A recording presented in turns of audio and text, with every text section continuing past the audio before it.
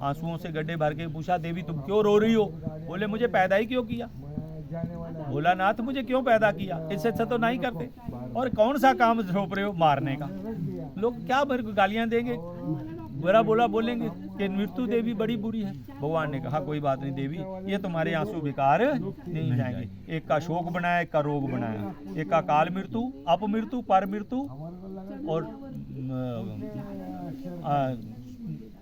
बीमारी, ऐसे चारों गड्ढों के वो चार बनाए। आज भी कोई मरता है पूछते क्या हुआ? अभी जरा हमने तो देखा झबला था। बोले कुछ भी नहीं, बस आया रोटी खाई, पेट में दर्द हो रही थी, डॉक्टर के ले जाने लगे तो चल। कभी बीमार बहुत था, बहुत देर से बेड पे पड़ा हुआ था, चला गया, बीमारी से मर गया, या किसी ने गोली मार दी, या धक्का दे दिया, या किसी ने जहर खिला दिया, तो उसको कहते पर मृत्यु। अब मृत्यु खुद सुसाइड कर ली, सुसाइड खुद कर ली। और अब काल मृत्यु, जैसे जा रहे थे एक्सीडेंट हुआ, मर गए, सांप लड़ गया है, नदी में नहाने लगे तो डूब गए, मर गए, चाने पैर फिसला। तो ऐसे एक काल मृत्यु। और शोक, शोक किसी की डेथ हुई सुना, या वही शोक हुआ, डेथ होगी। और रोग, शोक रोग, तो ये सब कारण होते हैं, बिना कारण कुछ नहीं होता। तो अब बात चल रही थी कि दक्षिण तट के ऊपर पितरों ने वास किया। भगवान भोलानाथ के तुम दक्षिण तट में रहो, यम का क्षेत्र है। कौन सा क्षेत्र है वे? यम का क्षेत्र है। तो इसलिए सबसे पहले जो भी, क्योंकि जब परिक्रमा करते थे मैया को दाएं हाथ, मैया को दाहिने हाथ होने, तो हम वहाँ से ओंकारेश्वर से चले या फिर अमरकंटक से चले, तो पहले मतलब कि दाईं तरफ मैया, तो वो दक्षिण तट ही पड़ता है।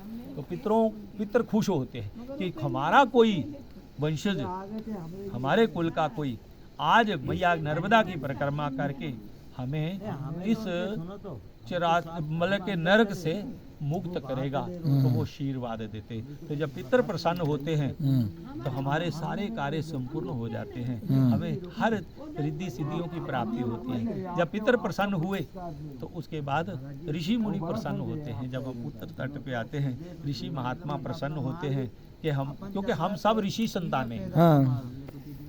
ब्रह्मा जी के 4 पुत्र सनक सनंदन सनातन संत कुमार जी, उन्होंने कहा, भगवान ने कहा ब्रह्मा ने कि बेटाओ बड़े जल्दी जल्दी बड़े हो। बोले क्या करना पड़ेगा पिताजी? बोले बड़े होगो तो तुम्हारी शादी करेंगे और तुम संतान पैदा करना। बोले यदि बड़े होके शादी ही करनी तो हम विवाह नहीं करेंगे, हम बड़े ही नहीं होंगे। श्री हरि ब्रह्मा को गुस्सा आ गया और ब्रह्मा ने गुस्सा ही उनका रुद्र के रूप में प्रकट होता है। रुद्र भगवान को कहा तुम सृष्टि रचो। रुद्र भगवान ने भूत प्रेत डाकनी शाकनी तमाम रच डाली, दे के ब्रह्मा जी को खाने को दौड़े। वो जो सृष्टि रची, ब्रह्मा देख के घबरा गया, बंद करो, बोला क्या करा, बंद करो, ये क्या है? बोले मारे आप ही तो कह रहे सृष्टि रचो। बोले इससे तो मुझे भी डर लग रहा, मुझे खाने के लिए दौड़े, बंद करो इसको। तो बोले क्या करूं? बोले बैठ के राम राम करो, तुम बैठ के राम राम करो। बोले इनका क्या करूं जो मेरी सृष्टि? बोले तुम्हारे ही गण, ये तुम्हारे साथ रहे। तो इसलिए शंकर भगवान का मंदिर जो बनाते, थोड़ा जा हट के बनाते, घर में नहीं बनाते, क्योंकि उनके गण ही सारे भूत प्रेत डाकनी शाकनी आदि है। तो वो तो भाई वहीं रहेंगे जहाँ भोलानाथ रहेंगे, वहाँ से रहने। इसलिए घरों में ठाकुर महाराज रखते हैं। क्या रखते हैं? घर घर तुलसी, घर घर ठाकुर है। तो अली मोहन लागू वृंदावन को, तो ठाकुर की पूजा इसलिए घरों में आम विशेष प्रचलन हमारा रहा। ठाकुर द्वारे होते थे और शिव द्वारे होते थे। मूर्तियां बाद में ये सब हुई। अब ये जो यात्रा है ये आदि अनादि काल से, मार्कंडेय ऋषि का प्रमाण मिलता है कि जिन्होंने इस 36 साल में यात्रा पूरी की। और हम इसमें बड़े बड़े ऋषि मुनि, क्या कल युग में भी बड़े बड़े संत हमारे कितने साल में पूरी करी? 36 साल में। 36 साल में क्योंकि वैसे मार्कंडेय की ऋषि अल्पायु थी, मर्दंड ऋषि के संतान नहीं थी, शिव के भगत थे। तो भोलानाथ की सेवा करते थे। मैया ने कहा कि आपके भक्त बड़े परेशान रहते हैं। बोले इनको क्या परेशानियाँ? बोली तुम जानती हो देवी इसके संतान नहीं है इसलिए परेशान है। तो बोले दे दो। बोले क्या करूं, इसके भाग्य में संतान सुख नहीं है, और संतान होगी तो अल्पायु होगी।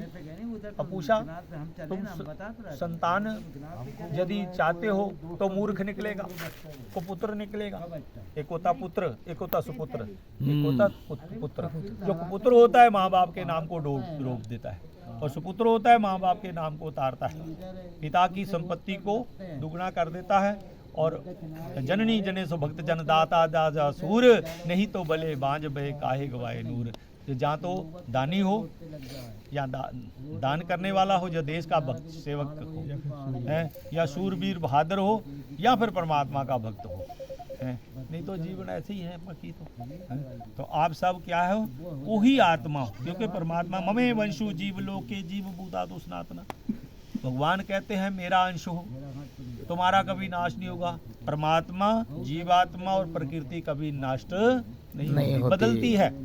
पहले पहाड़ जंगल होंगे, फिर फिर वो बस्ती हुई, फिर सिटी बस गई हैं, मार्केट हो गई, फैक्ट्रियां लग गई, इंडस्ट्री एरिया बन गए, फिर कुछ समय आया, फिर प्रकृति ने पासा पलटा, फिर पहाड़ बन गए हैं, फिर खत्म हो गए, वहाँ गांव खत्म हो गए। जैसे बहुत सारे गांव डूब में आ गए, गांव खत्म हो गए हैं, और बड़े शहर खत्म हो गए डूब में जो आए, बहुत सारे शहर खत्म हो गए। अब प्रकृति का नियम है बदलना, प्रकृति बदलती है। ऐसे जीव का स्वभाव है बदलना, कभी 2 पैर वाले, कभी 4 पैर, कभी बहु पैर, बिना पैर, अंडज में, बीज में, द्विज में, जड़ में, चेतन में। जड़ चेतन जग जीव जत सकल राम में जान। ये जीव जो है कई प्रकार का, चार प्रकार की ये प्रकृति है। जल जीव, थल जीव, जलचर, सबचर, जलचर, थलचर, नभचर, वाद प्राणी।